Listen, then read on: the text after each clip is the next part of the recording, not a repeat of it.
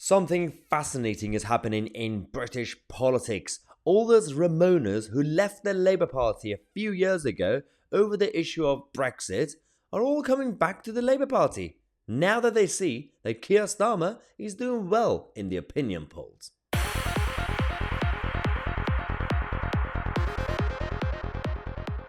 Oh, how they told us it was all about their principles.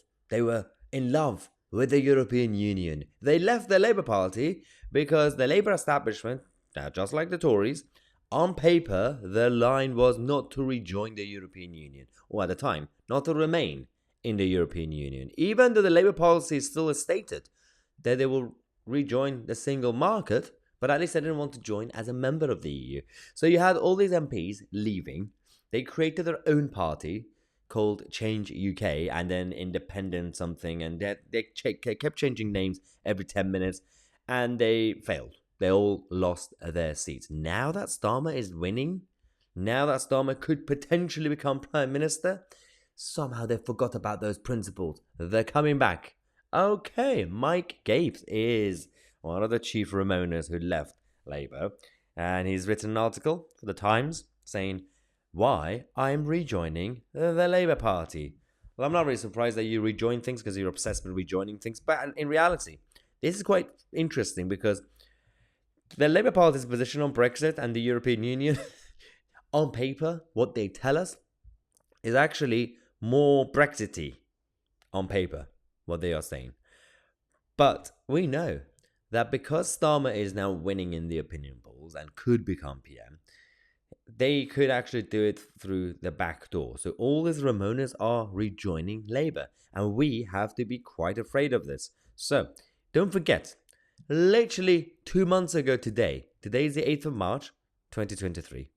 On the 8th of January 2023, Mike Gapes said this: the Trotskyite Twitter, the left-wing Twitter, is going into meltdown again over Keir Starmer betrayal of the 10 pledges he made to get elected in 2020.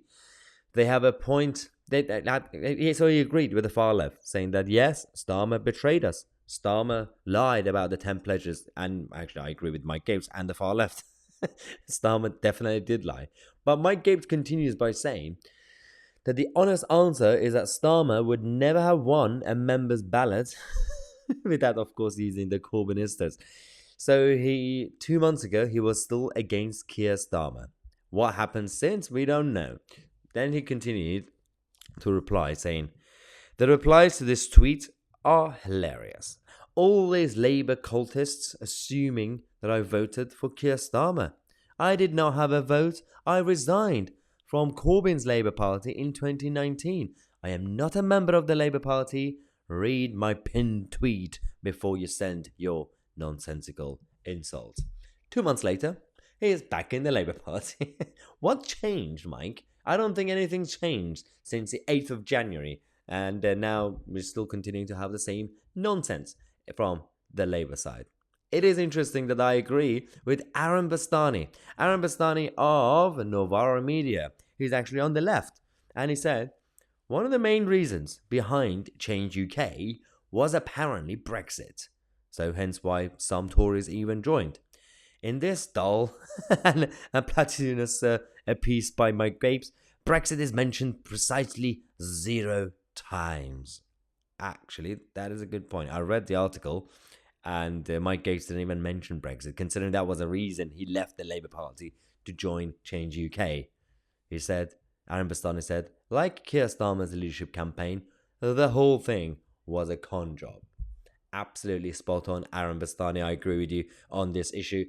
In the article, there was a part of it where it said, similarly, the way Keir Starmer has returned Labour to its roots with a strong, patriotic and pro-NATO position has been very impressive. When was that a thing?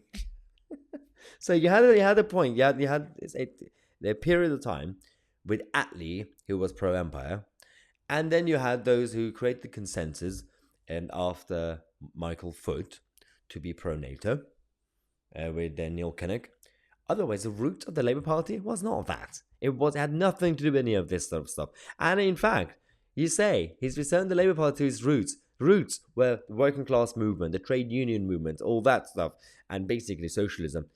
He hasn't even done that. He's betrayed the working classes. They're not even voting for the Labour Party. They'll rather not even vote for the Tories. They might even vote for Reform UK, or not even vote, just to avoid voting for Starmer's Labour Party. So I'm not really sure what Mike Gabe is drinking, but it's not really good. Thanks to Starmer's leadership, Labour has stood shoulder to shoulder with Ukrainian people against Russian imperialism and all the usual lines. So it is, as Aaron Bastani said, I read this article and there was no mention of Brexit, but there was also no mention of the roots of the Labour Party, which was the working class movement. So I'm not really sure what this Labour Party is about in the 21st century. Is there any place for the current modern Labour Party anymore, considering their policies of centre-left policies are already being implemented by the Tory party anyway? So why do we need another left-wing party when you have the left-wing Tory party?